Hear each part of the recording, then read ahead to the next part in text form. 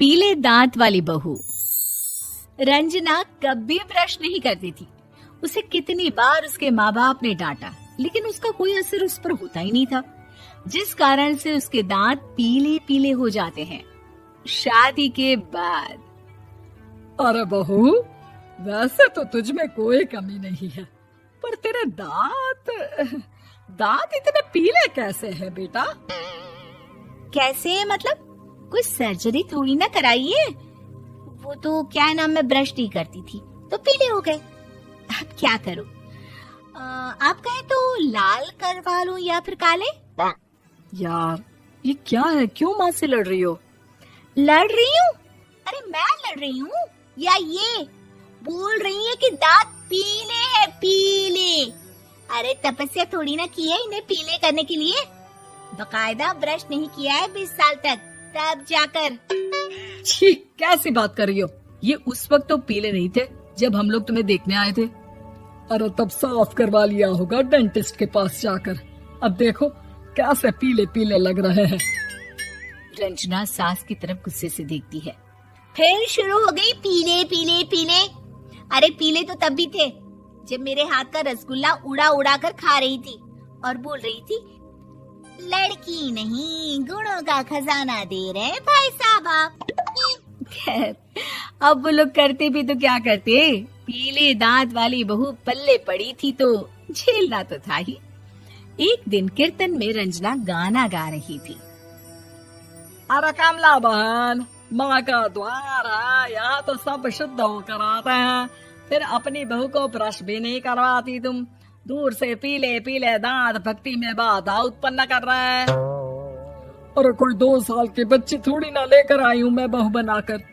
अच्छी खासी लड़की है, अरे कैसे करवाऊं ब्रश? ये तो उसे खुद करना चाहिए ना। अब माँ बाप तो इसके जैसे तैसे निपटा दिए, ये नहीं सोचा कि सास कैसे संभालेगी। सास बहू को लेकर घर आ जाती है, लेकिन सोच लेती है कि अब इसे लेकर कहीं नहीं जाएगी। अगले रोज बहू कहती है, अरे क्या हो गया, मंदिर नहीं जाना क्या? कीर्तन का वक्त हो रहा है। मेरी मधुर वाणी से कान्हा जी जागते हैं और सोते हैं। आप तो जानती है ना उनकी भक्ति में कितना मन लगता है मेरा। वो क्या है ना, तबीयत ठीक नहीं लग रही है मेरी, आराम करूंगी मैं। तबीयत ठीक नहीं लग रही? अभी तो मिथुन के गाने पर नाच रही थी आप, और अब बोल रही है कि तबीयत ठीक नहीं लग रही। अरे भक्ति में मन लगा लो सासू माँ, ऊपर जाना है, क्या मुंह दिखाओगी आप? हाँ? सास को बहू की बात पर गुस्सा आ जाता है। मैं क्या मुंह दिखाऊंगी, इसकी चिंता तो ना कर, समझी? अपने मुंह की चिंता कर, जो ये पीले पीले दांत लेकर हर जगह पहुंच जाती है। पता है लोग कितना मजाक बनाते हैं। ना जी ना, मैं नहीं जाना कहीं तेरे साथ। तो ये बात है। कोई ना, मत जाओ, मैं अपने कमरे में ही बैठकर भक्ति कर लूंगी। ऊपर वाला दांत थोड़ी ना देखता है, मन देखता है, भावना देखता है। और अरे बस बस, तू सब कुछ दिखा, बस ये सफेद चमकदार दांत ना दिखाना किसी को, है? जा यहाँ से। बहू को सास की बात का कोई फर्क नहीं पड़ता, वो तो जैसी थी वैसी ही रह जाती है। सुबह नहाकर किचन में खाना बनाना, फिर खाना खाना, कीर्तन भजन करना और सो जाना। एक दिन, माँ जी मैं सहेली के घर जा रही हूँ, शाम को लेट आऊंगी। हाँ हाँ तो जाना, मैंने कौन सा तेरी आरती करनी है घर पर बैठकर। रंजना सहेली के घर जाती है, जहाँ वो पार्टी में जाने की तैयारी कर रही होती है। अरे शिखा, कहाँ जाने की तैयारी कर रही है? मैं गलत वक्त पर आ गई क्या? अरे नहीं यार, उल्टा सही वक्त पर आ गया। मैंने ये साड़ी और ज्वेलरी निकाली है यार, शाम को इनके ऑफिस की एक पार्टी में जाना है। बताना कैसा लग रहा है ये सब?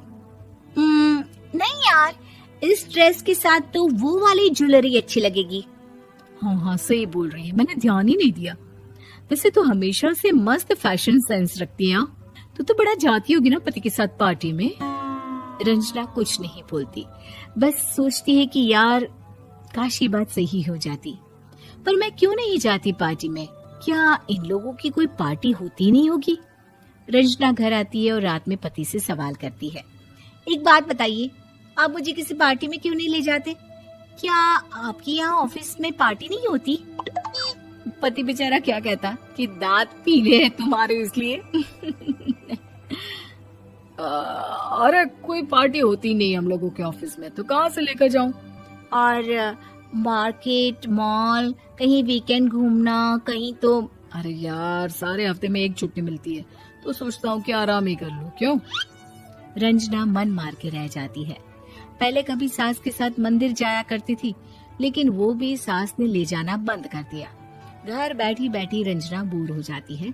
तभी उसे आइडिया आता है और वो मायके जाने का सोचती है। सासू माँ, 2 दिनों के लिए मम्मी के घर जा रही हूँ। अच्छा अच्छा ठीक है, आराम से जा। और हाँ, माँ से कुछ अच्छी आदत सीख कर आना कि कैसे शरीर के हर भाग की तरह दांतों की सफाई भी जरूरी होती है, समझी? शुरू हो गई ना आप। वो लोग आपकी तरह नहीं है कि छोटी छोटी बात का बतंगड़ बना दे। उन लोगों के लिए मैं मायने रखती हूँ, ना कि मेरे पीले पीले दांत।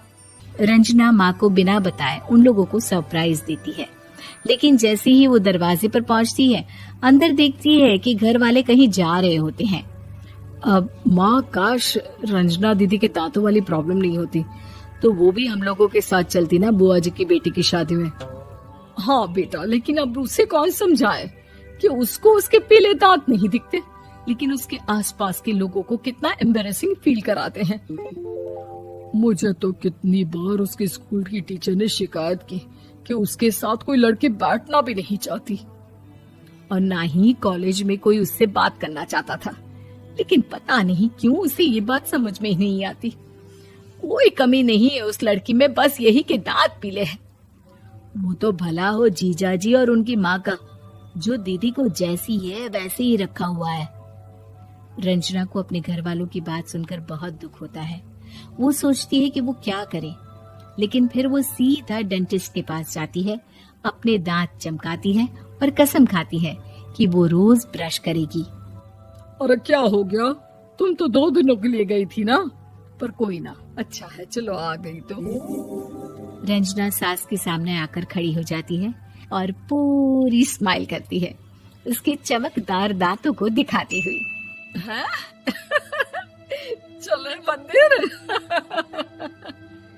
माँ, मुझे माफ कर दीजिए, मैंने आप लोगों को बहुत एम्बैरेसिंग फील करवाया। मैं आज से रोज ब्रश करूंगी।